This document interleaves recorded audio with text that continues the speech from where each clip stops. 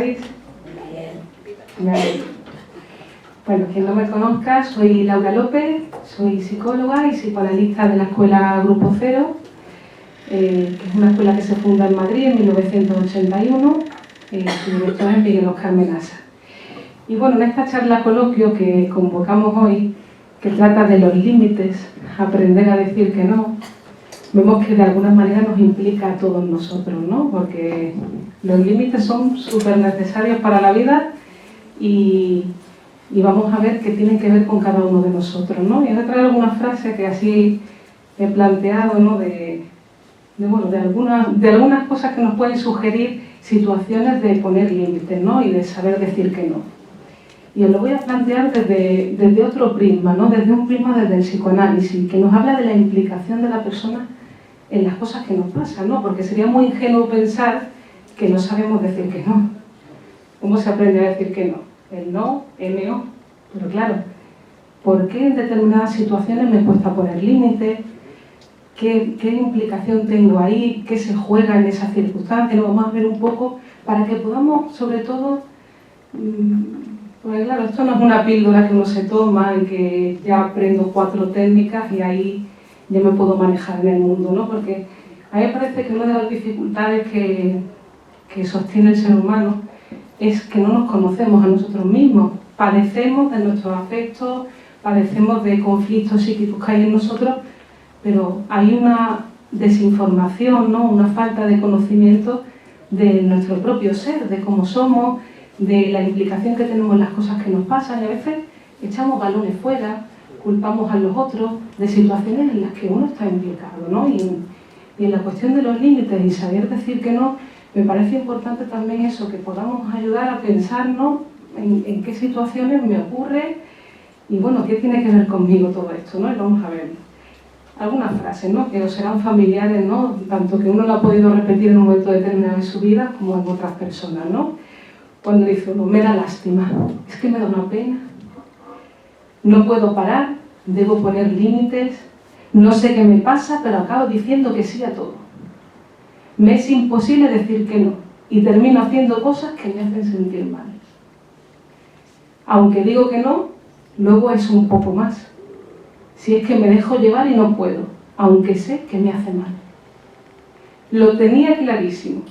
Sabía que le iba a decir que no. Y justo ahí, en ese momento, cuando me empezó a hablar, le dio la vuelta a la tortilla y me vi diciendo otra vez que sí. Es que me manipula, ¿no? Son frases que uno puede llegar a utilizar en un momento determinado y claro, nos podemos preguntar, ¿sabemos decir que no? Y creemos que es una cosa como de falta de habilidades, que uno no es asertivo. Creemos como que es una cosa que tiene que ver con la forma de ser, ¿no? Como que uno nace con un carácter, una personalidad más fuerte o menos fuerte y ahí pues es capaz de poner esos límites. Pero vamos a ver que no tiene tanto que ver con eso, porque el psicoanálisis nos muestra que la persona está en continua construcción, que no venimos con una personalidad hecha, sino a cada paso en nosotros pues hay modificaciones, ¿no? Somos la suma de nuestras relaciones y estas cuestiones tienen que ver con nuestro posicionamiento psíquico, que tiene que ver con lo inconsciente. Es decir, hay algo en nosotros que nos sobredetermina, que genera nuestra forma de posicionarnos ante el mundo y que es algo que no podemos controlar.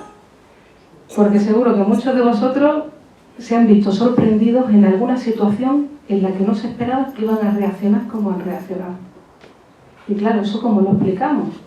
Podemos poner excusas, lo podemos racionalizar, pero vemos que siempre hay algo de nosotros que se nos escapa y que nos sorprendemos a cómo actuamos en determinados momentos y cómo reaccionamos ante ciertas circunstancias de la vida. Y que tiene que ver precisamente con esos conflictos inconscientes, que son los conflictos psíquicos que uno tiene pues acerca de su moral, sus deseos, ¿no? Y que de alguna manera a lo largo de la vida les pasa cada vez, ¿no? Cada vez que uno se enfrenta a una situación nueva, a relaciones, es como que ahí siempre se juega una verdad, ¿no? Una verdad inconsciente. ¿De dónde viene el no? Nos podemos preguntar, ¿de dónde viene ese no?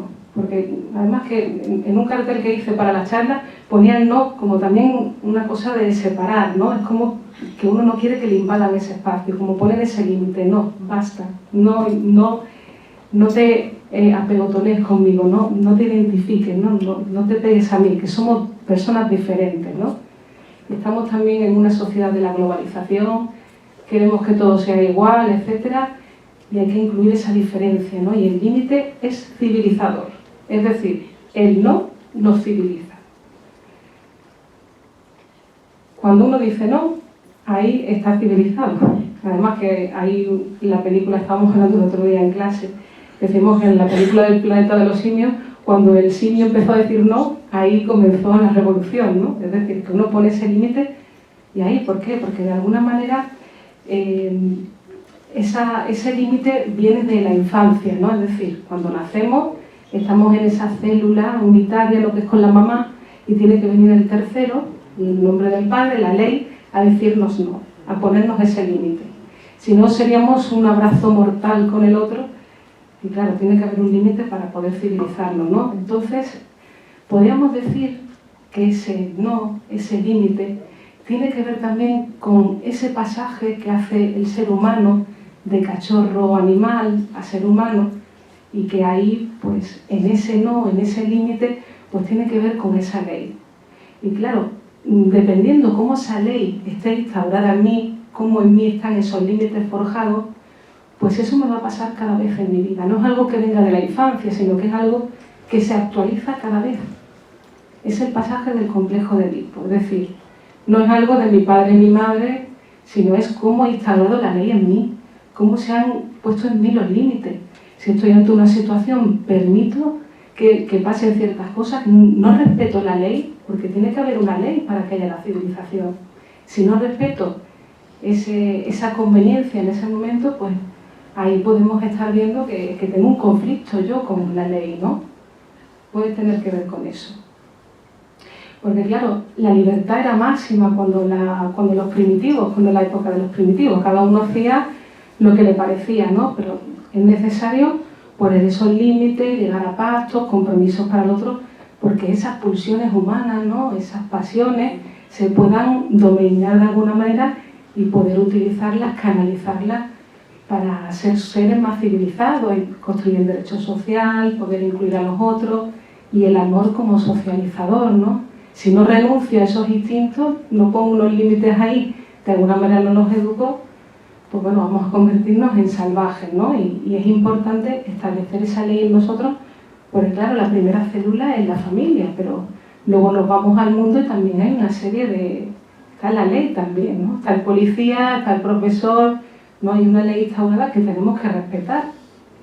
Y claro, si hay algún problema en nosotros en ese establecimiento de la ley, pues bueno, vemos que luego también hay problemas en la realidad con la policía, con la ley, no hay quien se la salta, vemos los casos de corrupción, ¿no? Estamos ahora en la política, vemos pues muchas cuestiones que tienen que ver con esa perversidad, ¿no? Por así decirlo, de cómo en mí se instaura esa ley, ¿no? Porque a veces no es tanto una cuestión de dinero, ¿no? De lo económico, sino aunque te sobredetermina lo económico, pero tiene más que ver en cómo uno hace frente a la ley cada vez, ¿no? Hay quien siempre se la salta. Está el semáforo y siempre se lo salta en rojo. Vemos que hay personas que siempre se saltan la ley, que hay como un goce, como una repetición en esa circunstancia en uno. Y esa es también la novedad que nos trae el psicoanálisis, ¿no? Que de alguna manera todo lo que se repite en una persona, ¿no? En las acciones que llevamos a cabo en la realidad, estamos implicados en ellas. Siempre hay un goce en esa situación. Puede ser una tendencia masoquista, que las hay, que todos tenemos esas tendencias masoquistas en nosotros. También puede ser un sentimiento de culpa inconsciente que nos lleva a buscar castigo y bueno, establecemos esas relaciones en las que no hay límite o bueno, ese castigo que a veces se busca pues siendo pillados, ¿no? ¿No les ha pasado que alguna vez le han pillado en algo que dice, pero qué imposible, cómo me he dejado pillar en estas circunstancias, ¿no? Y Freud hablaba de los delincuentes por sentimiento de culpa, que es el que va a atracar un banco y se le cae el carnet de identidad. ¿No? Porque de alguna manera uno se descubre, porque hay un sentimiento de culpa inconsciente que busca castigo en la realidad, ¿no? Y ahí, pues bueno, se ve cómo se juega la ley, ¿no? En eso. Claro, y es interesante también ese no, porque ¿qué significa para nosotros que nos digan que no? Si vamos a la infancia de nuevo, en un principio, Claro, te tienen que ir diciendo que no para que tú renuncies a ese egoísmo. Y claro, lo que te hace renunciar a tu egoísmo es el amor a esos primeros educadores, ¿no? A tu familia. Y claro, un no es interpretado por el niño siempre como un desamor. Es decir, cuando le dicen no, el niño interpreta, pues bueno, ¿cómo no me va a dar lo que yo quiero? Eso es porque no me quiere, si no me da lo que yo pido, ¿no? Y a veces también en esa educación de los padres se cae en ese lugar de falta de límite, ¿no? Cuando es muy perjudicial. Y bueno, y en esa cuestión de que lo vemos como un desamor también pasa en los adultos, porque a veces decirle un no a alguien se interpreta como cuando éramos niños, lo interpretamos como una falta de amor a nosotros. Si me dice que no, es que no me quiere. Pero también el hecho de yo no poder decirle no a alguien, no ponerle un límite, también puede tener que ver con esto. Es decir, yo no acepto que me digan a mí que no y tampoco acepto decirle yo no a la otra persona. ¿No? Vemos que hay personas que les cuesta realmente decirle que no al otro porque está enganchado en esa circunstancia infantil, cuando el no era una cuestión del desamor. Lo interpretábamos como un desamor. Y una de las cosas más importantes de la falta de límite es esa cuestión con el amor. Lo vemos como algo amoroso, como cuando un no es un rechazo, como que nos rechazan.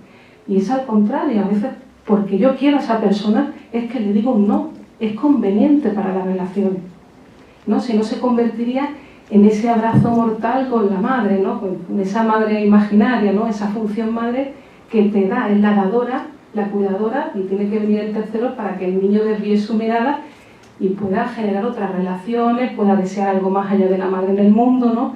Por eso decimos que no civiliza.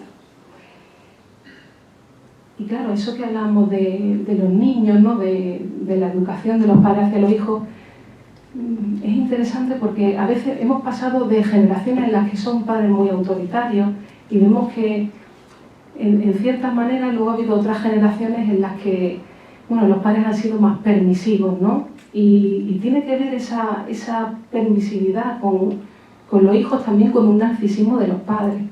Es decir, es como que el niño viene a ocupar, pues, es como una proyección, ¿no? Por eso es importante también el psicoanálisis de los padres, para ver desde dónde piensa la educación.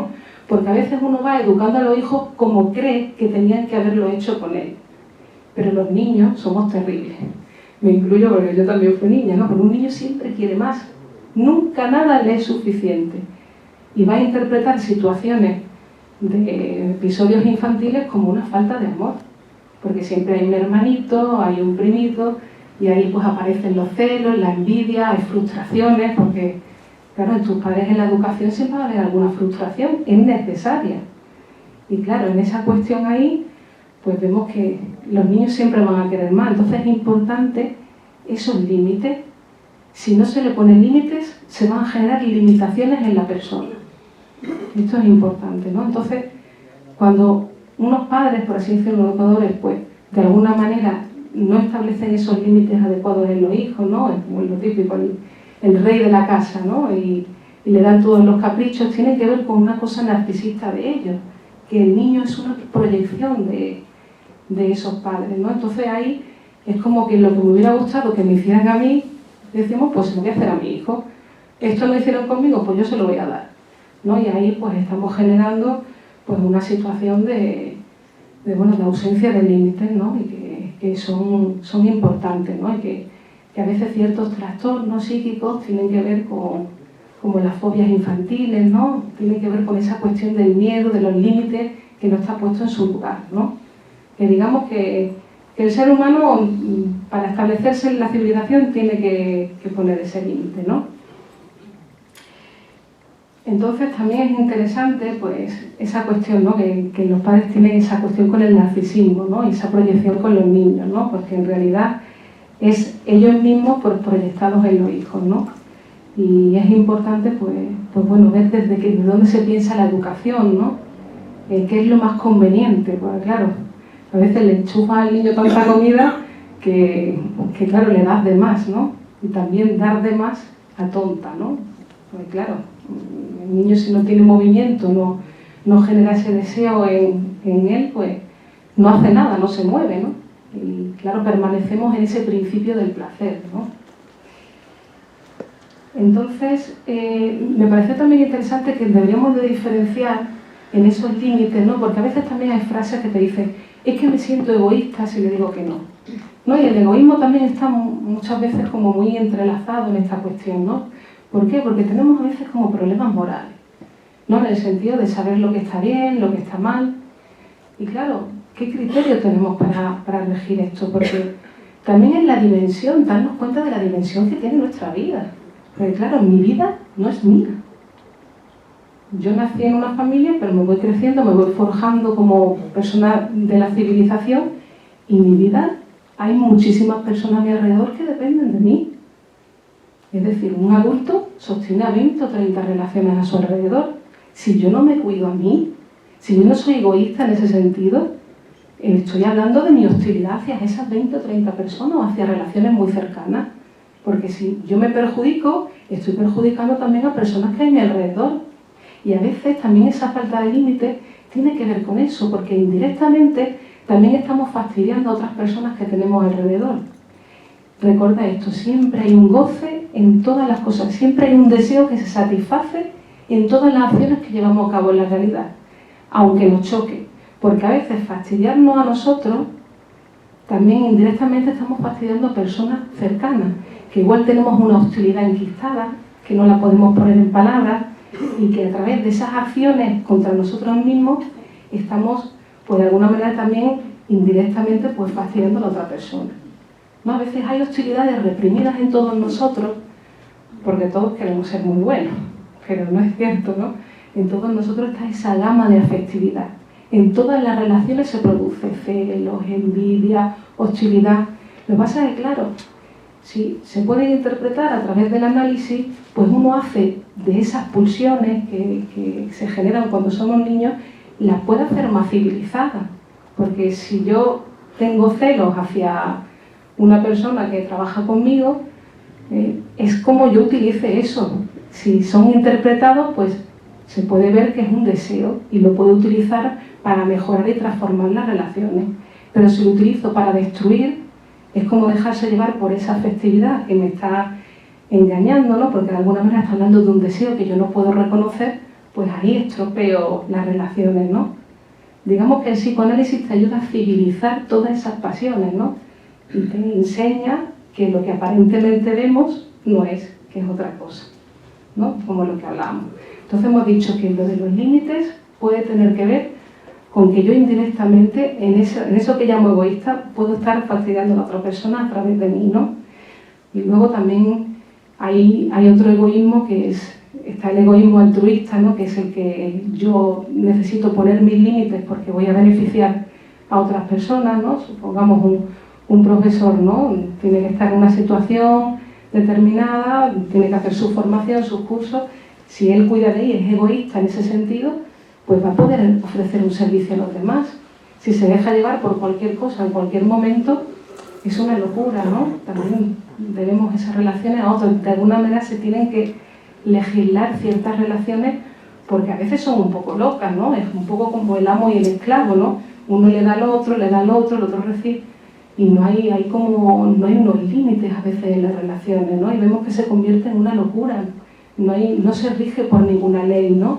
Y en las relaciones también tiene que haber pactos y tiene que haber ley, si no se convierte en algo que uno se deja invadir por la otra persona, ¿no? Y esto que decimos también, pues claro, los límites son necesarios en todas las relaciones, ¿no? Y me parecía interesante porque hemos dicho que la gama de sentimientos humanos y de afectos, pues todos la tenemos, ¿no? Todos tenemos toda esa afectividad en nosotros. Y hay una teoría muy interesante, ¿no? Porque te habla de esa ambivalencia que tenemos hacia las relaciones más cercanas, ¿no? Porque no hay amor puro, 100%. No nos engañemos.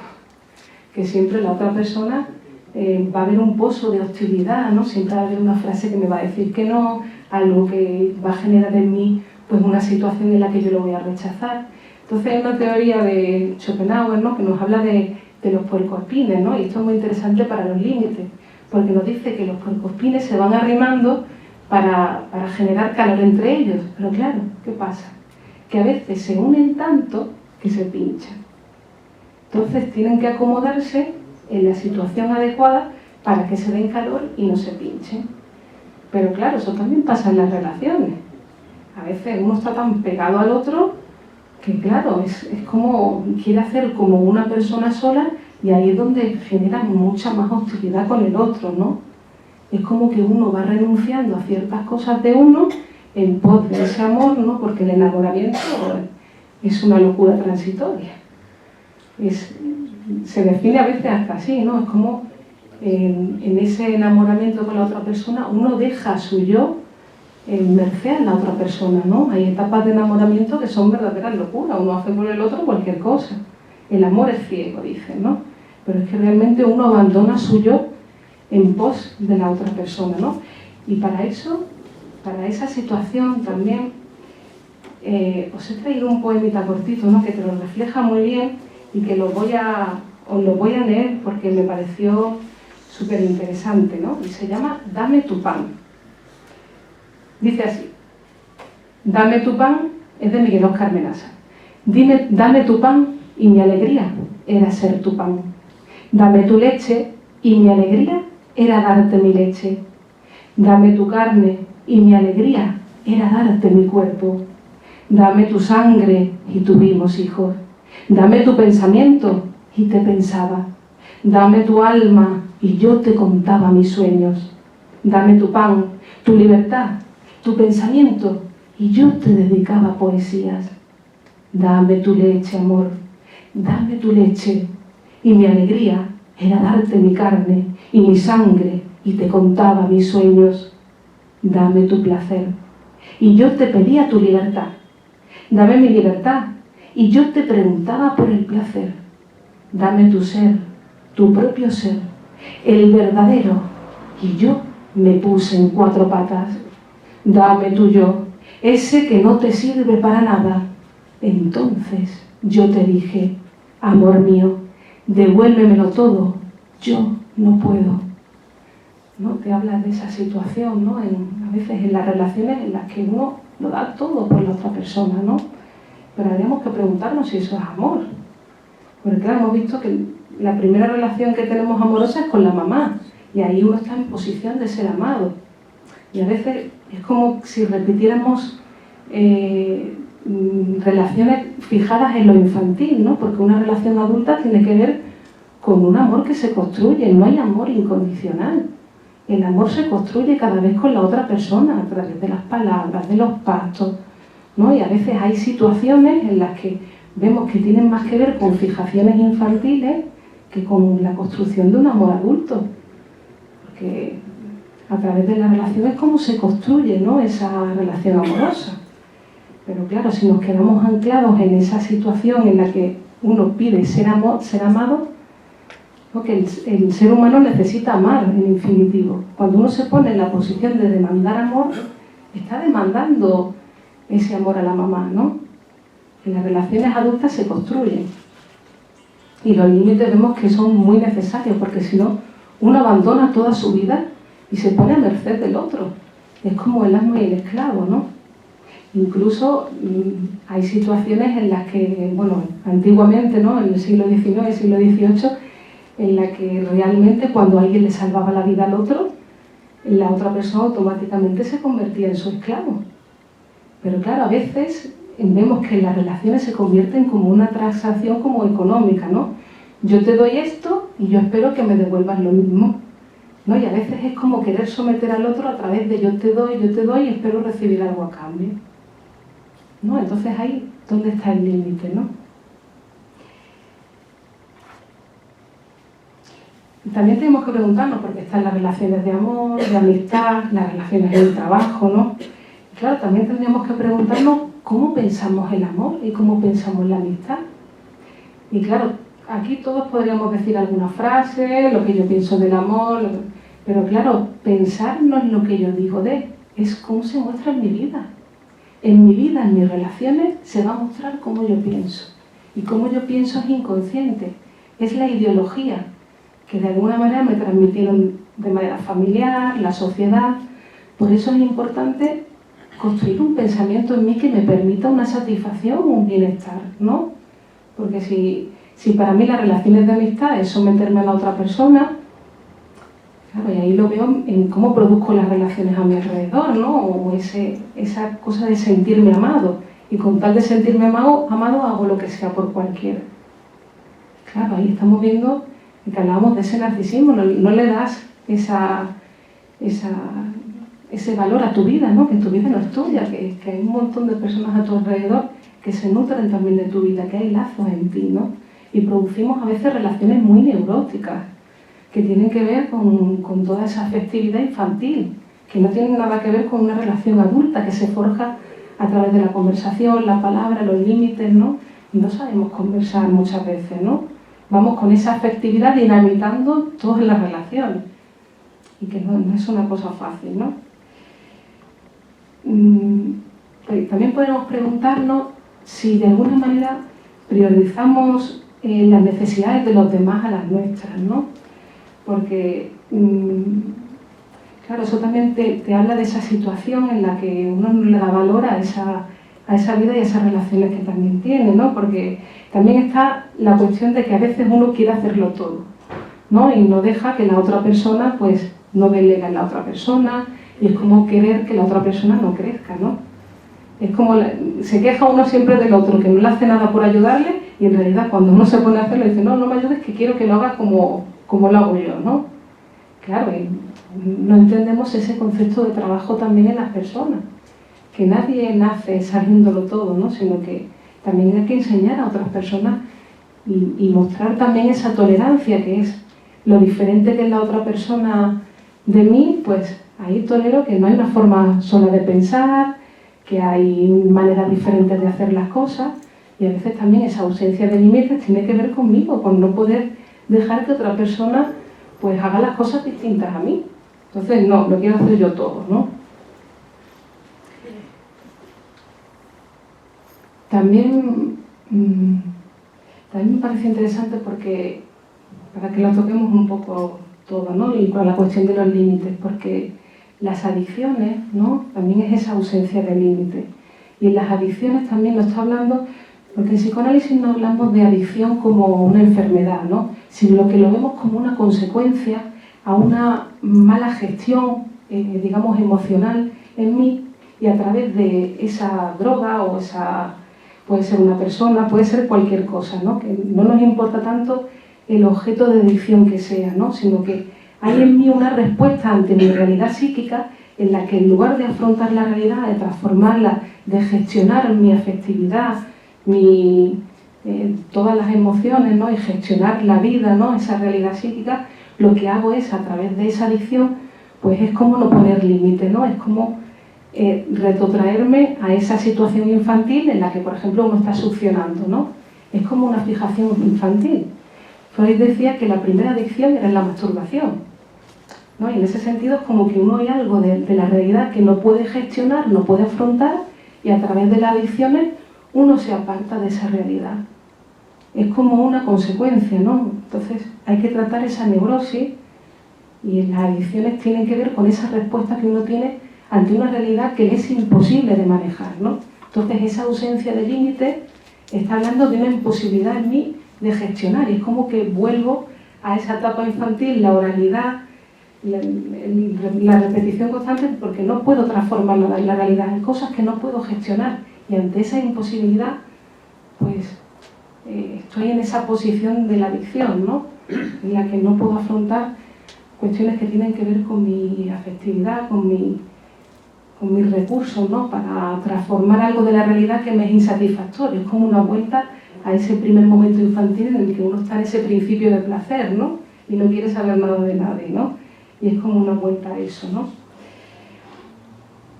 Porque claro, también es interesante porque inconscientemente uno busca esa satisfacción que le compense por algo que le resulta intolerable, ¿no?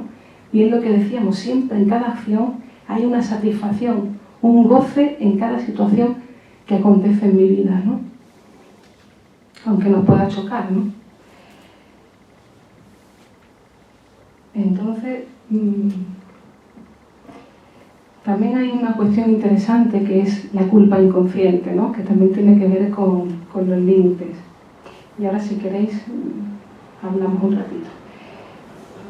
Pues claro, uno tiene como un ideal del yo, ¿no? Hay un yo ideal y luego pues está tu yo y el ideal del yo. Entonces, cuando coinciden lo que yo espero de mí con ese ideal, pues la persona siente como un triunfo. Pero claro, ¿qué pasa cuando no coincide ese ideal que yo tengo con lo que yo soy?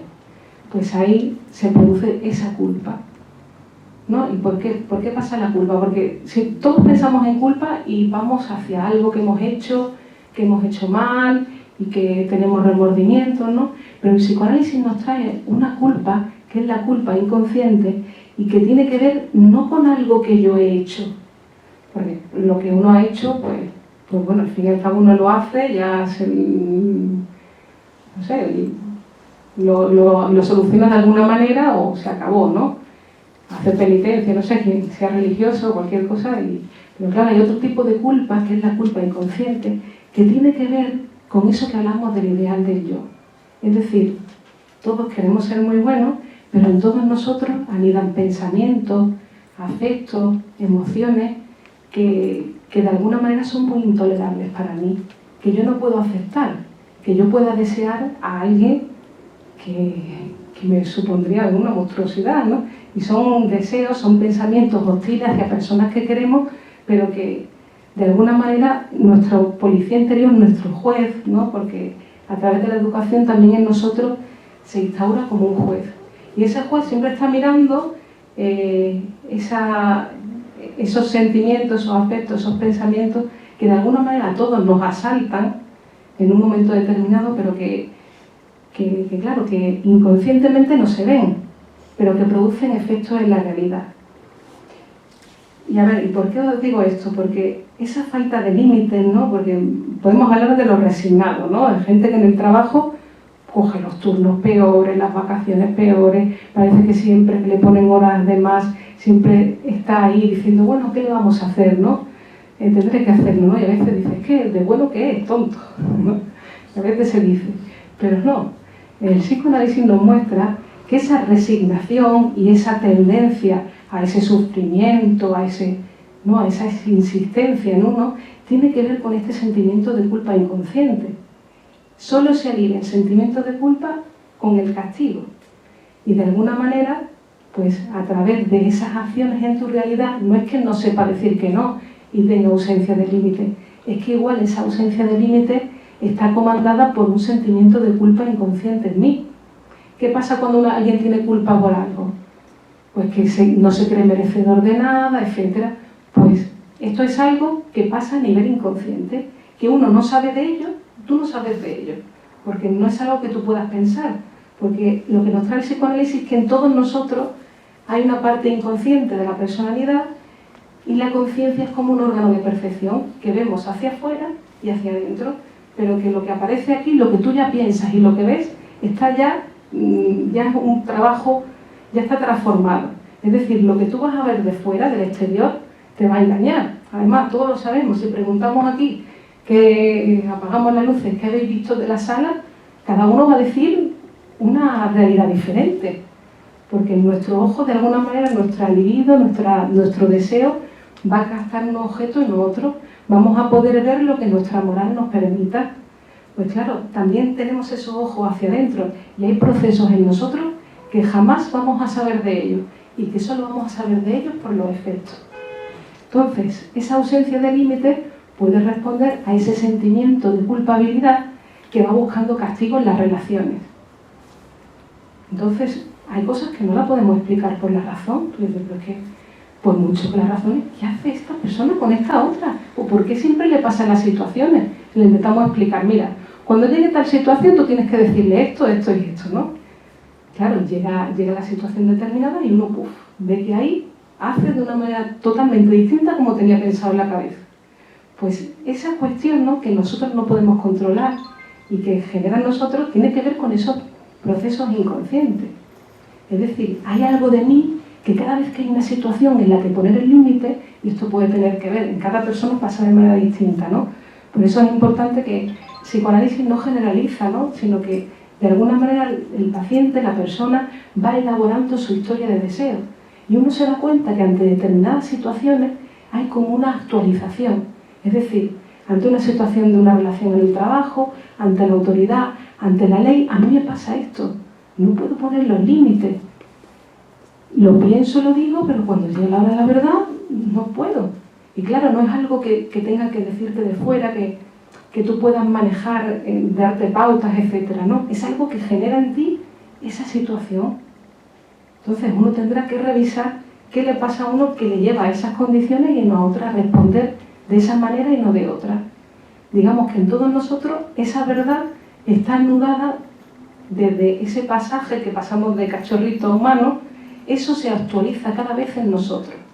Y ese pasaje es cuando llegamos al lenguaje, cuando se instaura la ley en nosotros.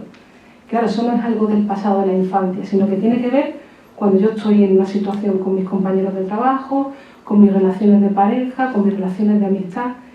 ¿Cómo resuelvo yo ciertas circunstancias en mí? Hay cosas que me desestabilizan, que se tambalea toda esa situación que se va actualizando cada vez. Es decir, hay relaciones que parece que como que está predestinado uno a hacer siempre lo mismo, ¿no? Que le van pasando las mismas cosas. Y no tiene que ver con la gente que tú te encuentras en tu vida. Tiene que ver con que hay una tendencia en ti a que esa situación se produzca. Y no es que yo haga algo, cosa hecha, que yo quiero. No es algo de que parta del yo, de lo que yo quiero. Sino que hay una tendencia inconsciente que se abrocha ahí, que puede tener que ver con ese sentimiento de culpa, con el masoquismo, que todos somos masoquistas, ¿no? Hay un masoquismo erógeno, otro masoquismo moral, y otro que es de la posición femenina, que no es tanto de la mujer, sino de una posición en la que se pone en esa situación de masoquismo, ¿no? Y claro, a todos nos pasa, ¿no? Que es un poco escandaloso esto del masoquismo, pero ¿quién no ha dicho alguna vez una frase que sabe que el otro lo va a arremeter contra esa persona, ¿no? De alguna manera te calma esa culpa inconsciente, ¿no? Y hay tendencias en nosotros que nos sorprenderíamos. Yo digo, el psicoanálisis nos viene a mostrar que siempre hay algo que se actualiza en nosotros, que algo se satisface en las relaciones que tenemos, en las situaciones que producimos en nuestra vida. Siempre hay una satisfacción ahí, aunque sea inconsciente, aunque la rechacemos, ¿no? Aunque nos parezca a nosotros pues algo que nos produzca un displacer, ¿no? Que nos duela, ¿no? Que sufrimos por eso. Pero siempre hay algo, hay una historia inconsciente ahí de deseo que produce esa realidad en ti. Entonces, claro, no sirven las pautas, los consejos, no sirven de nada. Hay algo en ti que tiende a hacer eso. Es la manera que tienes de solucionar tu realidad psíquica, tus conflictos internos. Lo haces así porque no lo puedes hacer de otra manera. Entonces, los límites no es tanto aprender a decir que no, sino cómo está la ley instaurada en mí, cómo me relaciono con los demás, cómo me relaciono con mis deseos, sentimiento de culpa inconsciente, que vemos que busca castigo, ¿no? Es como, son situaciones en las que no podemos explicarlas o incluso a veces las excusamos, ponemos excusas, las racionalizamos, intentamos dar una explicación racionalista a cosas que sabemos que se nos escapan de nuestras manos y que no las entendemos, pero que el psicoanálisis viene a enseñárnoslas, ¿no? A mostrarnos que hay una realidad psíquica en nosotros y que tiene que ver no con las leyes de la lógica o de la razón, sino con las leyes del inconsciente. ¿Vale? ¿Cómo se llega al inconsciente? Sabemos que tenemos inconsciente porque todos tenemos lapsus, olvidos, todos soñamos, los síntomas también tienen que ver con ese inconsciente que son como los sueños, ¿no? Es como los síntomas también son interpretables, son como una metáfora, una metonímia, ¿no? que necesitan de una interpretación porque se traducen, ¿no? Digamos que hay una realidad psíquica en nosotros que se traduce a través del psicoanálisis y que te ayuda a producir otra vida diferente, porque vas a poder desengancharte de ciertas cosas y elaborar ciertas cuestiones en ti de ese pasaje que se va repitiendo en la actualidad y a veces parece como un destino que no termina, ¿no? Que siempre se repite de la misma manera, pero es por cuestiones inconscientes, ¿no? Que se producen ahí cada vez y que uno no puede evitarlas porque es la mejor manera que tiene de resolverlas, como lo hace, ¿no? Entonces, bueno, me parece que ya podemos, después de esta introducción, ¿no? Porque el tema es bastante interesante, me enrolla un poco, pero me parece que lo más interesante también es que vosotros no ponéis límite ya, que vosotros también podáis preguntar y bueno, que dé lugar a una conversación, ¿no? Porque también me parece que estos encuentros, lo importante es que también generemos pues bueno, cosas que hemos escuchado y que podamos hablar, ¿no? ¿Cómo encontramos solución a esas situaciones? Ha dicho que las pautas no sirven para nada. ¿Yendo a un psicoanalista? Claro, es que las pautas y los consejos, además, uno escoge inconscientemente siempre a la persona que le va a decir lo que quiere escuchar, ¿no? Y esto nos pasa a todos, que en algún momento dado, cuando alguien te dice una cosa que no te gusta, no, tú no coges ese consejo, ¿no? Y claro, y los consejos y las pautas no sirven, ¿por qué? Porque se quedan en lo superficial. Una frase, un consejo no te va a cambiar nada, porque en ti ya hay una tendencia a hacerlo así, ¿no? Si uno ha generado esa vida, esa relación, es porque, ¿no? A veces somos un poco ingenuos en ese sentido y creemos que no tenemos implicación, que es el otro el que le pasa las cosas y el que me hace a mí eso. Pero hay que hacerse también una reflexión de decir, he generado esta situación, a ver, no es para que busquemos culpables, ojo, porque también esa es otra cuestión, eso es por la parte de la moral, es para que demos cuenta de que hay una implicación de deseos en esas situaciones en mí, que he producido esa situación y claro, no lo puedo hacer de otra manera, ¿no? Y hay una tendencia en mí a hacerlo así. Sí. Pero me parece que no está. No, es que no está. No está, ¿no? Por eso, si podéis hablar un poquito alto, porque si no... No, si yo muy poca... No sé si hay alguien... Aquí van a preguntar algo y ahora allí, ¿vale? Es que no veo. Sí. Verá, yo nunca he salido ni he dicho no, ni profesionalmente, aunque sea enfermera, y muchos años, pero tampoco individualmente, pero eso a mí no me ha producido nunca ninguna negatividad. Lo único, y tengo ya 75 años, lo único es, probablemente es que yo he respetado muchísimo a todas las personas, digan cosas que yo esté de acuerdo o no lo esté de acuerdo. Y sí lo que exijo que se me respete de la misma manera que yo hago con los demás. Pero ya luego todo este tipo de... Sí, he estado con mucha gente porque he estudiado, porque he trabajado, porque sí, muchas cosas. Pero nunca me ha producido negatividad ninguna de sí, y siempre he dicho sí. Sí, hombre, si me dice una cosa que no es normal... Si usted está aquí, seguro que alguien le ha dicho que no. Sí, ¿usted cree que alguien me ha dicho que no? Que alguien le ha tenido que decir que no. No. A mí es que cuando me dicen que no, pues bueno, pero es que tampoco... Si vamos a hablar de pedir o dar de este tipo, no lo he hecho nunca. Y si es por alguna conversación, que he tenido mucho, porque estoy en la facultad y he tenido muchas conversaciones y no me parece adecuado, pues yo sencillamente busco lo que yo pienso que bajo mi poco entender es lo adecuado, pero no me implica para nada decir una cosa. Yo siempre digo que sí cuando me piden algo, me refiero. Siempre que esté dentro de una normalidad, claro, por supuesto. ¿Y qué pasa cuando no está dentro de una normalidad? Hombre, me refiero, hombre, si me pidiera... No tiene que decir que no. No, hombre, como no... Me lo va a decir que sí también. Porque si es cuestión de trabajo, tantos años como estamos... Y eso es interesante lo que dice, ¿no? Porque a veces el decir que sí o decir que no es tanto decir que sí o que no, pero también tenemos que tener en cuenta que somos seres humanos y hemos hablado de esa afectividad que a uno también tenemos toda esa gama de afectos, ¿no? Entonces, ¿qué pasa cuando en una relación uno siempre da o de alguna manera siente que está siempre diciendo que sí? ¿Qué hacemos con la hostilidad que nos genera esa situación? Porque no estamos aquí para decir si esto tengo que decir de una manera, si esto tengo que decir que sí, porque cada uno tiene su moral. Pero claro, ¿qué hacemos cuando uno siente que está dándole siempre al otro, con esa cuestión de querer ser muy bueno, ¿no? Con esa moral que decíamos, pero ¿qué hacemos con esa afectividad que uno le produce? Porque claro, si uno siente que está renunciando a algo de sí mismo, siempre te va a generar eso una hostilidad con la otra persona. Y claro, una hostilidad en forma reprimida, que va a salir de maneras que van a ser disfrazadas, que no se la vas a dirigir directamente, pero a través de ciertas acciones, lapsus, olvidos, vas a señalar que hay una hostilidad con esa persona no resuelta. Por ejemplo, tengo una hostilidad con la pareja y viene un paquete de Seúl y dice, uy, es muy importante para mí, ¿no? Y ahora resulta que lo cojo y lo pierdes o lo tiras sin querer. Ahí en esa acción estás hablando de una hostilidad que tienes hacia esa persona reprimida y que no la puedes poner en palabras. Y a través de ese acto estás hablando de esa hostilidad. se me olvida el paquete, se me olvida el libro que me regaló, porque no es casualidad, es que estás hablando de una hostilidad que se ha generado ahí en esa relación que no puedes hablar, porque como queremos ser tan buenos, no aceptamos que en mí hay también esa afectividad, esa hostilidad, esos celos, esa envidia.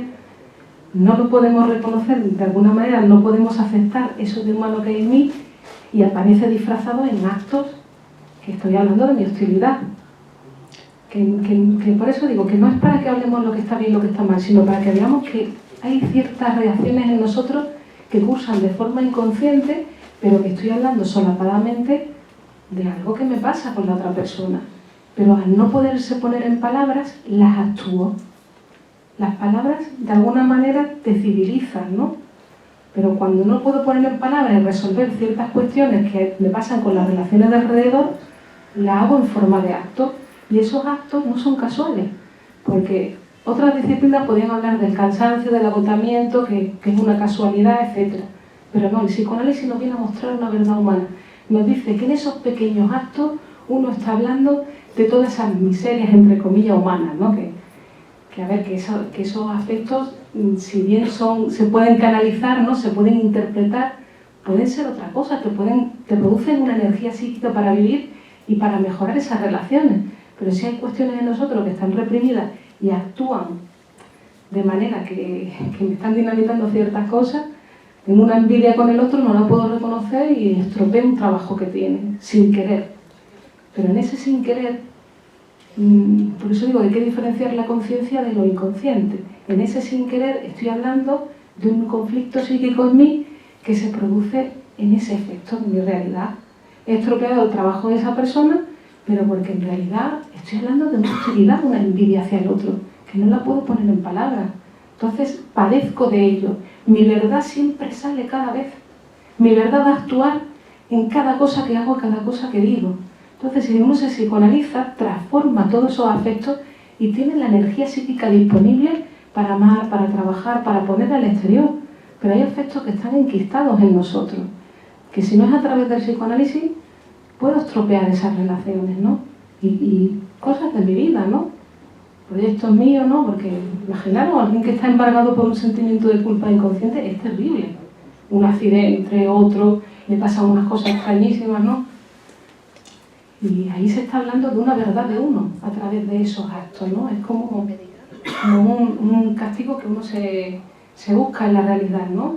El masoquista moral va buscando cualquier situación en el camino para poner su mejilla y que le den, ¿no? Como dice, pero es que uno se ha puesto ahí en medio, ¿no?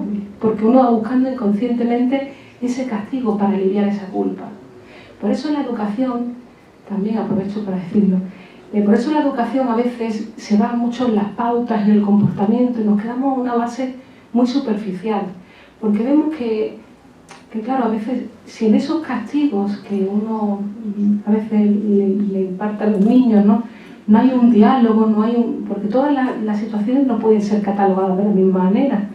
Y vemos que a veces en esa repetición del niño de portarse mal, de buscar castigo, en realidad está comandado por ese sentimiento de culpa. El niño se porta mal para que le castiguen, ¿no? Y a veces tenemos que tener una lectura diferente de cada situación. Si vemos que lo repite una y otra vez, podemos estar propiciando pues ese sentimiento de culpa, porque sabemos que va a portarse mal, porque está buscando un castigo, un alivio en la realidad. Puede tener que ver con alguna cuestión familiar, ¿no? Del crecimiento, con sentimientos hostiles, celos, envidia, lo que se van produciendo en esa etapa infantil, ¿no? Y a veces hay cosas que los niños no pueden hablar, porque les cuesta poner en palabras, y también nos pasa a los adultos, ¿no? Y a través de acciones y repeticiones te está hablando de algo más allá. Por eso el psicoanálisis nos ayuda a ver las cosas más allá de lo aparente. Y nos dice que hay otro sentido diferente. Nos ayuda a abrir los ojos y a ver las cosas desde una teoría científica. Porque si nos quedamos en el comportamiento, nos perdemos esa complejidad del ser humano. Y no somos como el perro de Pavlov, de estímulo-respuesta. Somos muchísimo más complejos. El ser humano es complejísimo.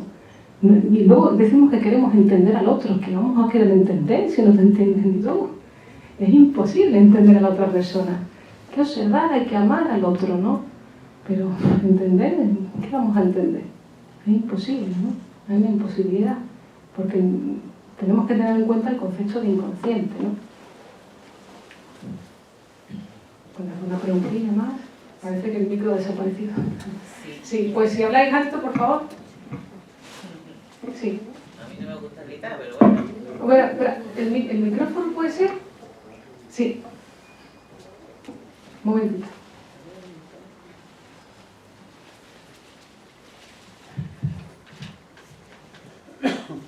Aquí. Ahí. Gracias.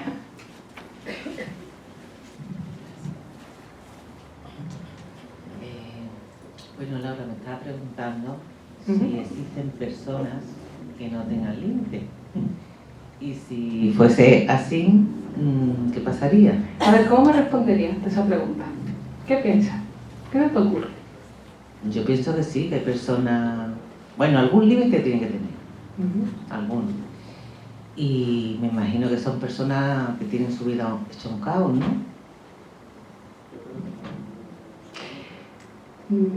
Lo que pasa es que, claro, hablar del límite, siempre hay como una escala, ¿no? Si una persona tiene ausencia total de límite, no crecería, ¿no? Además lo vemos en el niño.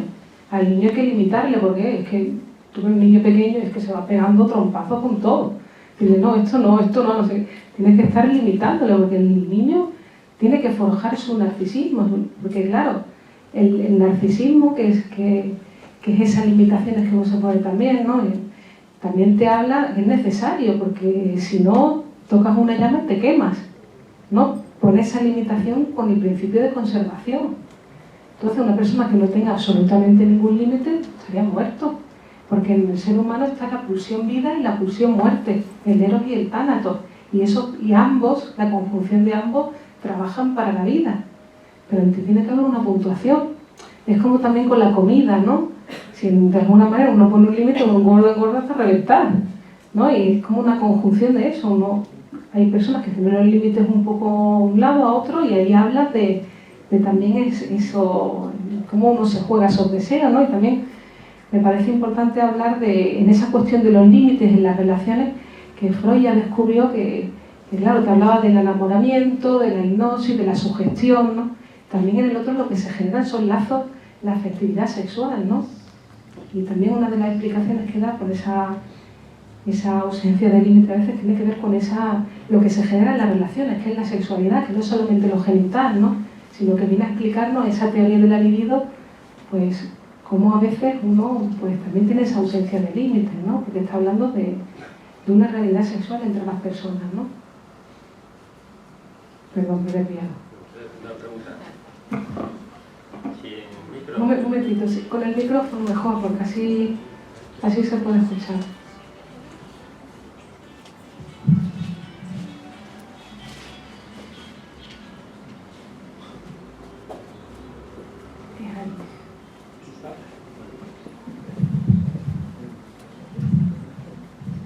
Hola. No, me gustaría hacerte un par de preguntas. Sí. Primero, ¿qué papel crees que tiene la voluntad en cuestionar los límites? La voluntad de una persona, claro está. A ver, una pregunta bastante interesante y un poco compleja, porque claro, la voluntad también se refiere... hay una parte de nosotros que sí que es cierto que se impone de alguna manera hacer esta acción, hacer esta otra, ¿no? De esa fuerza de voluntad que le llama, pero también se queda falta de explicación de ciertas cosas que a uno le pasan, ¿no?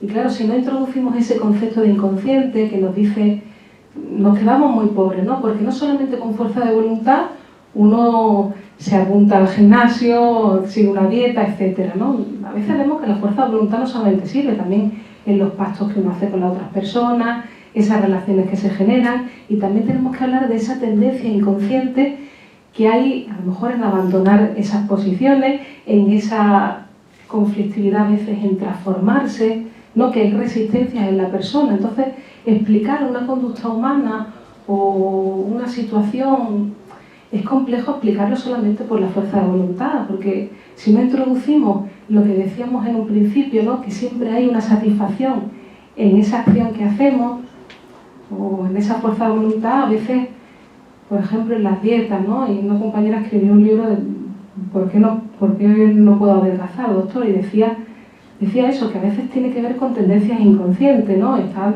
el adolescente que a lo mejor para tapar sus curvas femeninas, pues engorda para simular su sexualidad, ¿no? Por eso que cada situación, en cada persona hay una interpretación de ese hecho. Entonces, si nos quedamos solamente en la fuerza de voluntad, en el comportamiento, estamos negando esa complejidad que tenemos humana, ¿no? De nuestros deseos, de cómo llevamos hacia un lugar y no hacia otro, ¿no? Y la segunda pregunta era, ¿cómo llegar al inconsciente que tanto habla sin tener necesidad de estar con un psicoanalista? Imposible.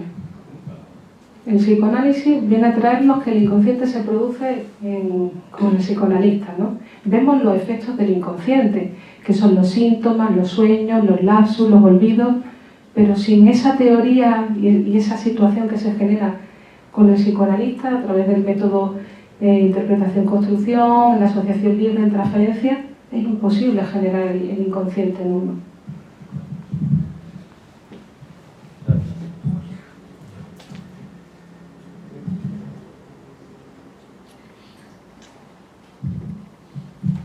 Hola, buenas tardes. Hola. Parece ser que cada día hay 10 personas de esas sin límites que desaparecen. Cada vez va a haber menos gente sin límites. Sí, ¿no? Para eso estamos aquí, cada persona tenemos una responsabilidad, somos socializadores, ¿no? Y a través de nuestro ejemplo, ahí también, porque se nace en una familia y ahí te dan un pozo de educación, pero también en la sociedad, pues bueno, sí, tiene que haber de alguna manera esa socialización, ¿no? Yo me refiero a la cantidad de suicidios que se dan en este país. Dicen que son 10 diarios. Claro. Esos son los que no tienen límites, ¿no? No, el suicidio corresponde a la depresión, que ya es una enfermedad, no es por el límite. El suicida, ¿no? El que se suicida tiene que ver con esa posición melancólica, ¿no? Y es tanto, se habla de un asesinato tímido, ¿no? En el sentido que no se mata a él, sino a eso que ha perdido, o a esa persona, o ese ideal en uno mismo, ¿no? Y es un tema complejo, ¿no? Porque es un trastorno muy grave, porque es el único que te lleva al suicidio, como bien dice. Y es verdad que hay casos realmente, hay estadísticas que son espeluznantes, ¿no? Y me parece que también tenemos que hacer una reflexión de por qué en esta sociedad se está generando esa situación alarmante, ¿no? De alguna manera habrá que mirar qué futuro se está ofreciendo, ¿no? Porque también tiene que ver con esos ideales, con esas pérdidas que no se pueden sustituir, ¿no? Y tendríamos que preguntarnos si estamos generando una sociedad en la que pueda haber ilusiones, en la que haya una justicia social, ¿no? Y en la que esa persona pues, pueda tener un futuro, ¿no? Y pueda tener esa capacidad de sustitución, ¿no? Pero sí me parece un tema bastante duro, ¿no? Por eso, porque vemos que hay situaciones que son bastante complejas y que hay cifras alarmantes, ¿no? Bueno. Si tenéis alguna pregunta más, o si no, pues nos vemos en la próxima. Comentaros. Tengo revistas de poesía y de realismo psíquico, que es una revista que se hace desde el Grupo Cero, que es gratuita. Si queréis un ejemplar, pues lo podéis llevar, ¿vale? Está aquí, hay una que es de César Vallejo, realismo psíquico, Alejandra Pizarnik. Es una revista muy interesante que seguro que os va a gustar. Así que muchas gracias. Nos convocamos en la siguiente, pues el mes que viene, en diciembre, no tengo la fecha.